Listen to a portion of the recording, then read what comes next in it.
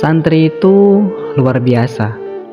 Mereka rela menahan duka dan lara agar terlihat selalu bahagia di saat hatinya menangis merindukan kedua orang tuanya. Santri itu istimewa, tak pernah berhenti berusaha demi menyelesaikan hafalan-hafalannya. Walau terkadang ditemani tetesan air mata dikala ayat suci dan untayan bait-bait yang indah merindukannya.